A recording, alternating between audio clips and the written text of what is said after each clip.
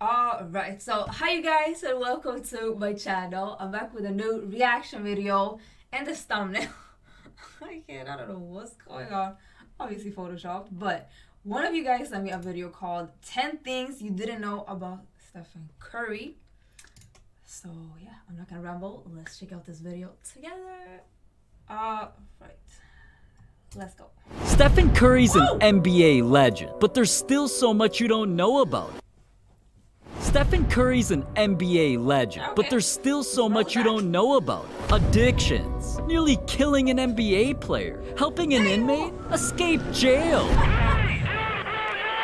Here's 10 things you didn't know about Hold on. Like, I should not be laughing, but come on. Alright. I was not judging. We were watching this. Stephen Curry. And first, let's talk about the time he ruined the NBA. Once Steph won his first MVP and championship, the only thing he had left to chase was legendary status. So this man came out the next year, having one of the greatest seasons in NBA history. And you'd think that'd be a good thing, but it turned out he actually ruined NBA 2K? See, the game's developers have been creating a formula that rewarded players for good shot selection and punished players for bad shot selection. In-game, contested and extremely long-range shots were nearly impossible to make. But in real life, Steph was not only taking those shots, he was making See, if you do that in 2K, we know the game is broken. Like, come on. those shots. So 2K's engineers didn't know what to do. Cause Steph was so broken, he was basically a cheat code. How are we going to put this guy that shot 47% from the three-point line into this game without breaking the game? I remember that was Steph was a cheat code that year. Kids want to duplicate it, so they're my career players. They all wanted to build Steph, and like that, it was kind of breaking that online experience of being able to play. So to balance Steph among all the other players, 2K's developers had to completely re-engineer the game just so Steph wasn't overpowered. Yeah, Steph became so unstoppable in real life, it literally changed the game. But at least he only ruined a game. What if I told you Steph has a disease that could ruin his life? See, Steph was well on his way to becoming the greatest shooter ever. Throughout his career, he made three-pointers 43% of the time until his shot hit an unusual decline. Out of nowhere, Steph went on his worst shooting slump ever. His shot dropped down to 36%. But regardless, he was still voted into the All-Star game. Till at the event, in front of the entire world, Steph had one of the worst shooting games of his career. Now, instead of his typical 43%, he was only shooting 23%. So he practiced and practiced, but nothing was working. Something was wrong, and Steph knew it. So he did the only thing he could think of: visit the doctor. But that's when Steph found out some devastating news. Low-key, he was suffering from an eye disease causing blurred vision, and Steph's eyesight was declining quickly. So as soon as the world found out, he was asked about it during interviews. Steph, can you kind of describe the condition that was going on with your eye disease? It's a tough situation every day waking up. But luckily, doctors had a possible solution: special contacts. And what happened when Steph put them in? Curry for three.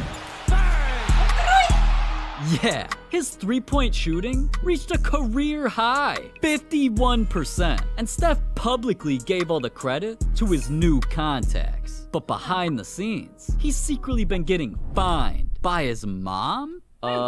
Yeah. When Steph came into the NBA, he was already a solid shooter, playmaker, and defender. But one part of his game was so bad, he needed help from his mom. So they put together a little agreement, forcing him to fix his problem. And if he didn't, it was gonna cost him millions. At the time, Steph was averaging over 3 turnovers per game. So they agreed that if Steph had more than 3 in a game, he had to pay his mom $100 for every turnover. Now at first, he was only throwing her a couple hundred, but eventually it turned into thousands. And by the end of the season, Steph gave the ball away so much, he paid his mom over $7K. So even though he put so much money on the line, Steph was never able to get over his turnover habit and kept averaging 3 turnovers a game. But recently, reporters found out about Steph's bet. Do you still pay your mom for those turnovers?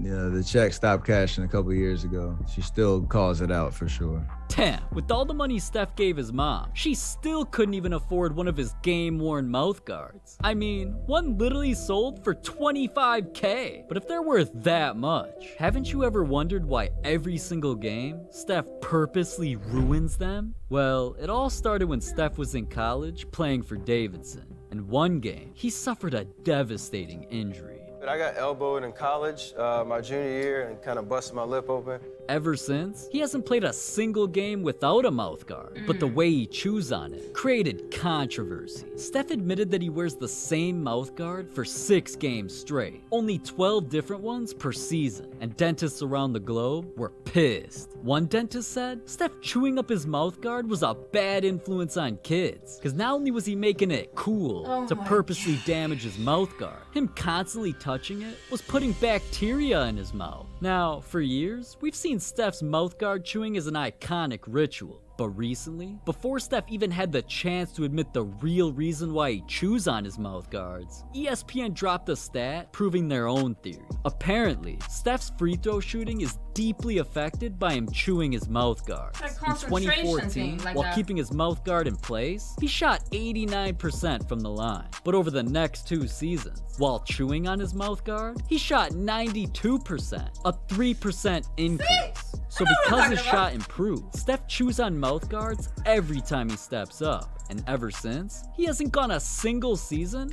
without shooting over 90%. How is that even possible? Well, Steph talked about his real reason, and it got his ass roasted. I just chew on it like crazy. It kind of calms me down, especially. See, I when know, I'm at the I free throw know. line. So I kind of get in my rhythm. Okay, all right. Well, maybe did you wear it when you played golf with the president? Maybe you wouldn't have triple bogeyed the 18th, you know? Maybe next time. But at least that joke didn't almost kill somebody, like the time Steph put an NBA player in the hospital. The 2015 NBA Finals quickly turned into chaos. The Cavaliers came out with a game plan, believing they had Steph's kryptonite. And in Game 2, all cause of one player, Steph had one of the worst games of his career. Not only did he shoot 5 for 23, 18 misses from 3, this man shot 2 for 15, and he had more turnovers than assists. In Steph's biggest game, he choked that bad? How is that even possible? Well, the very next day, ESPN put Steph on blast, all thanks to Matthew Dellavedova. If Steph Curry had the ball and Dellavedova's in his face, it's going to be a problem. Throughout the first 2 games, fans felt like Steph was getting clamped. I mean, I couldn't even open Twitter without seeing the stats. But we all know how much Steph loves social media, so he instantly needed revenge. Steph came out for Game 3 on fire. Shot after shot, he couldn't be stopped. But even though he hit 7 threes and dropped 27 points, Dellavedova was there the whole way, having his best game, diving on loose balls and tightly guarding Steph. Not only did Dellavedova drop his own 20-point game, this man was playing his heart out. Literally, until it turned out Steph was so difficult to defend, Dellavedova put his life on the line, and people realized something was up. Cause after the best game of Dellavedova's career, he didn't even show up to the post-game press conference. And that's when everybody found out Dellavedova was rushed to the hospital. Severe cramping and dehydration was just the beginning of what Dellavedova was diagnosed with. And not only were doctors concerned, Dellavedova's own teammate admitted that Steph almost killed him. He competed harder than anybody I've ever seen in my life, bro. He was literally Don't involve Steph in this. Come on. about to die in the playoffs. Like literally, bro. We in the back after the game, like Steph almost killed this man. Now, what did Steph have to say about this situation? Well, he just let his game do the talking. Because for the rest of the series, Steph cooked Dellavedova and the Cavs, averaging over 26 points a game. And not only did Steph carry the Warriors to 3 straight wins and secure the championship, the world found out that he's been stealing kids' moves? See, over the years, Steph's dribble moves have gone viral. Like the time he made Chris Paul play Twister, got Rudy Gobert dizzy, and literally made Marc Gasol give up. But if you think Steph came up with those moves, you're wrong. Cause Steph's stealing moves from children? Yeah, when Steph hosted one of his Curry Select camps, a high schooler pulled a move that even Steph was hyped about. That player was Dennis Smith Jr., and at first, nobody knew him or the move until shortly after, cause Steph pulled up to a Team USA practice and embarrassed a trainer with it. Now of course, an NBA player humiliating someone like this? The video instantly went viral, racking up nearly 10 million views, and Dennis Smith Jr. definitely noticed, cause he immediately tweeted about it, admitting he's the one who put Steph onto the move. Steph was caught red-handed. But hey, just 30 minutes later, at least he admitted it, saying, yup, always a student of the game. Now, at least Dennis Smith was in high school, but that ain't the only move Steph stole, cause recently, he's been studying 10-year-olds. Yeah. During a Ball is Life camp, a 10-year-old went ballistic. And once Steph witnessed a kid a third of his age moving like that, Steph just had to hop on Instagram and admit what was coming, saying, yup, I just learned 2 new moves. Damn, Steph's really been in the NBA longer than that kid's been alive, and he's still learning. That's crazy. But not as crazy as Steph's secret bet that won him a championship. During the 2016 NBA Finals, Steph's Warriors went up 3-1, and cause Steph was confident they'd close out the series, he bought an expensive cigar for his championship celebration. But that purchase became the biggest regret of his life. For 3 straight games, Steph and the Warriors completely choked, becoming the first team in NBA Finals history to blow a 3-1 lead. And after his historic meltdown, Steph felt he didn't even deserve to smoke. But instead of just trashing the cigar, he gave it to his best friend and told him to keep it for his next championship win. And well, Steph must have been fiending, cause that summer, not only did he force the Warriors to form an absolute super team, the very next year in the 2017 finals, Steph had his greatest championship performance so far to win his 2nd ring. And well, I don't know what dude was happier about. The fact that he became a 2-time champion, or could finally smoke. Cause he was so excited, he instantly grabbed the cigar and smoked it on live TV. Now that looks delicious, by the way, Steph. Damn, Steph, you're really giving Clay flashbacks.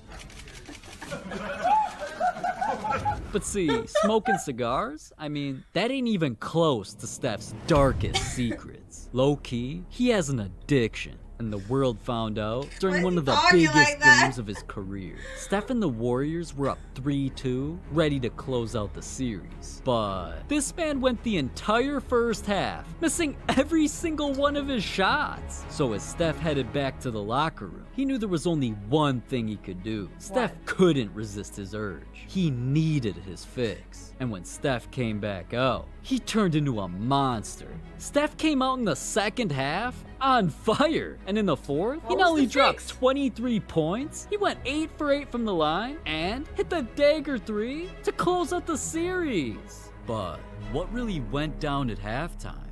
Well, the truth is, Steph just had to watch poop flicks? Yeah, even Steph's a fan. So why aren't... This guy's a clown! What kind of channel? I'm gonna subscribe. You subscribe. But for real, he also just had to hop on Twitter, cause whenever he's having a bad game, he needs fuel from his haters. And when he was asked why he does it, all he could say was, That's pure entertainment for me. But see, Steph has more than just a sick mind. He's literally helping inmates escape jail. Recently, Steph researched a case making headlines involving a man named Julius Jones. Julius had been in prison for nearly 2 decades, and this case stood out to Steph because he saw Julius claim he was framed for a crime he didn't commit. And what Steph found out next kept him up at night. Wednesday, 9:47 p.m., the night of the murder. One family pulled up and noticed a carjacking by a man in a red bandana. But right when the man saw them, he opened fire and fled the scene. The family's dad, Paul, was bleeding out and eventually passed away. So, detectives opened an all-out investigation and promised the family that justice would be served.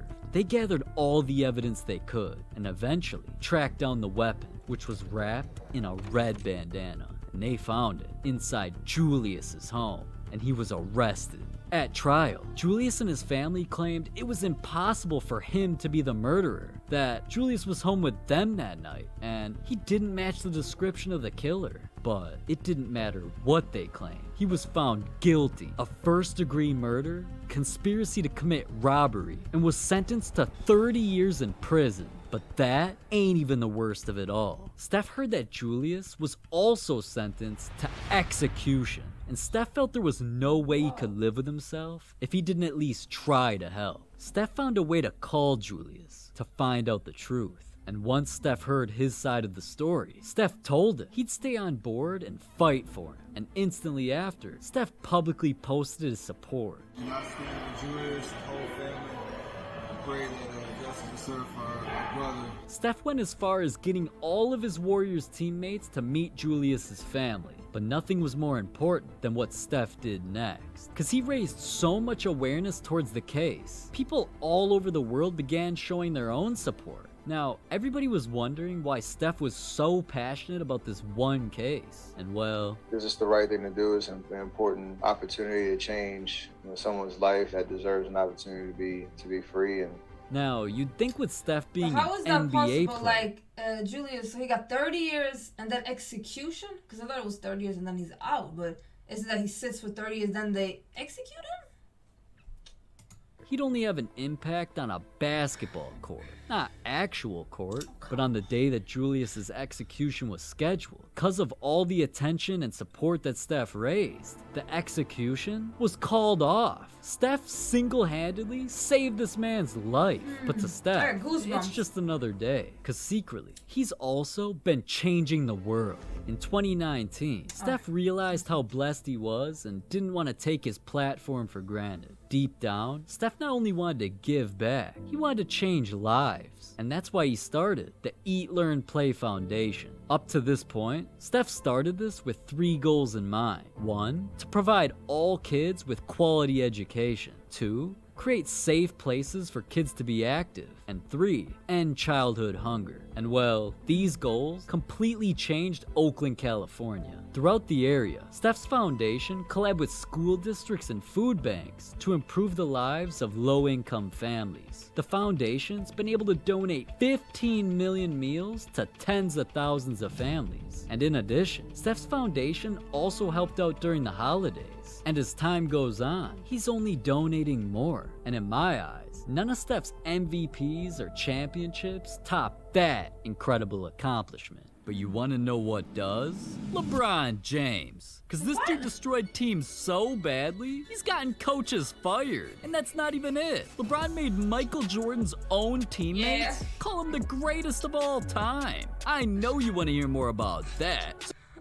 This guy. It was an interesting video. His words though, it could be a little bit misunderstanding. But anyways, I hope you guys enjoyed this video. It wasn't too bad as it made it seem in the beginning. But I hope you guys enjoyed it. Leave a like, comment, subscribe, all that good stuff. And I will see you guys hopefully in the next video. Appreciate watching. Bye.